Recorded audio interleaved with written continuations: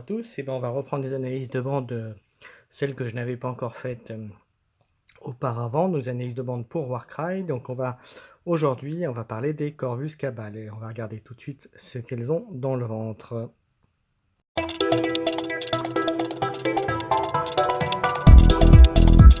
Allez, on commence donc comme d'habitude les analyses par voir un petit peu les aptitudes. Donc on commence par l'aptitude classique qui est le double. Choisissez un combattant ennemi visible à 8 de ce combattant, jetez un dé. Sur 3, 5, 1 dégâts et sur un 6, la valeur de l'aptitude. Donc c'est une capacité qui est très très forte, puisqu'être à 8 cases d'une figurine ennemie, c'est pas très compliqué dans ce jeu-là. Ensuite, la deuxième capacité, donc escalade rapide, voilà, ne compte pas la distance verticale parcourue pendant ce combattant.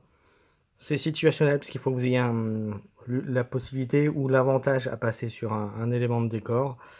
Donc très situationnel. Ensuite, l'espèce de petite horloge, la flèche avec l'horloge. Le double corbeau tourmenteur, choisissez un combattant ennemi à 20.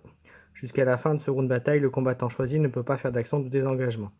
Donc ça, c'est plutôt pas mal. Ça permet de bloquer une figurine et puis très loin. Donc c'est plutôt très intéressant comme capacité. Ensuite, on verra qui permet de faire ça.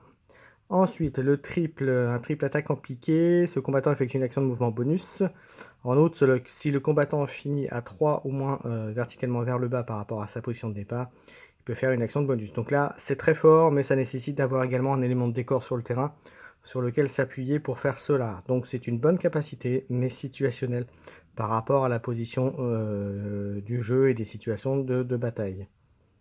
Ensuite, on a le triple trophée macabre. Jusqu'à la fin du round, ajoutez un à la carte d'attaque des actions d'attaque, un carte de 3 ou moins.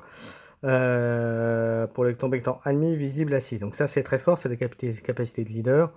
Donc c'est plutôt pas mal. Rajouter un dé d'attaque aux figurines, c'est plutôt sympathique. Et le quadruplé, la mort vient du ciel. Ce combattant effectue une action de mouvement bonus. Il peut effectuer une action d'action bonus. Également. Ensuite, ajouter 1 à la force de cette action d'attaque si le combattant a fait une connexion verticale. Donc c'est un quadruple qui pour moi est bien, mais qui est situationnel, un peu comme l'attaque en piqué. Donc moi, personnellement, alors on va dire les 3 capacités qui sont pour moi le plus utiles, c'est le double classique, parce que capacité de faire des dommages à 8 de distance, pas gratuitement, parce qu'il faut quand même un double, en plus de ce que font les personnages, les figurines, n'importe laquelle, c'est plutôt très bon. Ensuite, la capacité, le corbeau tourmenteur, est très forte, parce que cibler une figurine à 20, bah, c'est autant dire quasiment toutes. Voilà, et en plus, tu peux pas faire d'action de désengagement. Ne peut pas faire d'action de désengagement, donc c'est très bien. Ça m'empêche de sortir d'un combat et de le bloquer avec une autre figurine, donc c'est plutôt pas mal. Et ensuite, la dernière, bien sûr, le capacité du chef, le trophée macabre, qui rajoute 1 à l'attaque. Voilà, c'est pour moi les 3 aptitudes les plus sympathiques. Allez, on va commencer par cette figurine-là, figurine classique 65 points. 5 de mouvement, 3 d'armure, donc c'est léger, 8 points de vie, donc autant dire qu'ils sont un peu en mousse. Par contre, quand même 4D, 3, 1, 3, assez classique, mais quand même 4D pour 65. Donc ça fait mal. Une unité qui pour 65 points peut faire mal, mais qui est quand même qui est très légère. C'est-à-dire que quelqu'un qui va taper un peu fort, voilà, il fait une attaque dessus et ça l'élimine. Hein. Je prends l'exemple des orques, mais voilà, une attaque d'orque en général et ça, il passe. Hein. On passe à la suivante. Alors 140, donc c'est pas un leader, mais il a la capacité qui est l'escalade rapide.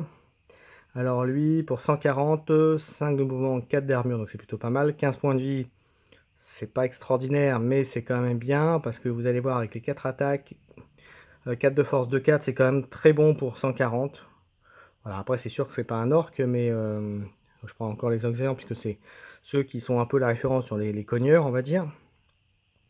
Voilà, donc 2, 4, c'est plutôt une bonne unité pour 140, voilà. Ensuite, on a l'unité à 60. Alors, lui, il est pour 60 points, il est plutôt pas mal. Même s'il est, regardez, il est qu'à 5 de mouvement, 8 de points de vie, 3 d'armure, donc c'est léger. Par contre, il a la capacité de la flèche inversée, je vous dis, le corbeau tourmenteur. Donc là, pour le coup, c'est plutôt par unité à 60 points que vous pouvez mettre sur le terrain, ça peut être utile. Et même, j'ai envie de dire, ça peut être utile même d'en mettre peut-être 2 dans la composition. À voir, voir ce qu'il y a comme place. Mais ça peut être pas mal. Après, stade pur de dégâts lui, 3 attaques, 1-3. C'est assez classique pour une figurine, on va dire de ce type-là. Mais l'aptitude peut être très forte. Puisqu'en plus c'est un double, donc assez facile à faire. Bloquer une figurine à 20, c'est plutôt très bien. On continue. Hop, celle-là que vous pouvez mettre en combo avec les autres, vous voyez par exemple, vous faites engager par un petit bonhomme juste pour faire perdre un peu de temps.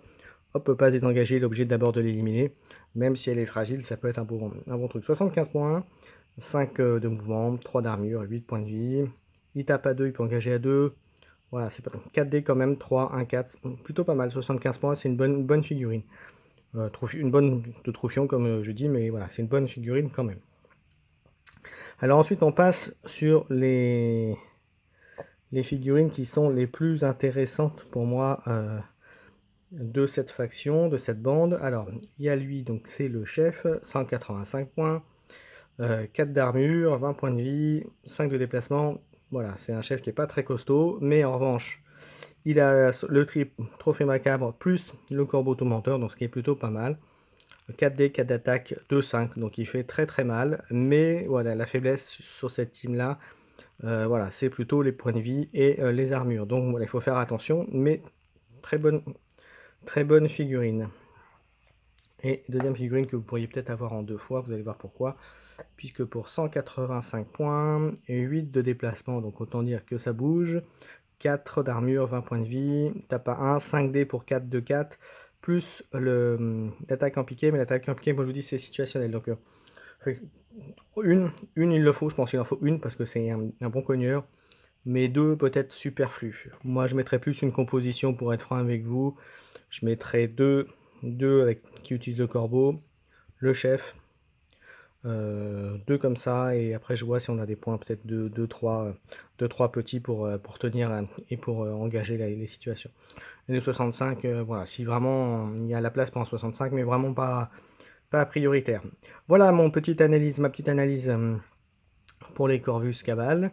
J'espère que ça vous a plu. Comme d'habitude, si vous avez aimé, les petits pouces vers le haut. Si vous n'êtes pas abonné, faites-le, comme ça vous aurez quand je ferai les dernières bandes. Et je continuerai mes analyses aussi du monstre et mercenaire. Voilà pour Warcry, je ferai également les rapports de bataille quand j'en ferai. Voilà, bah écoutez, j'espère que ça, encore une fois, que ça vous a plu, et je vous dis à bientôt pour une prochaine vidéo.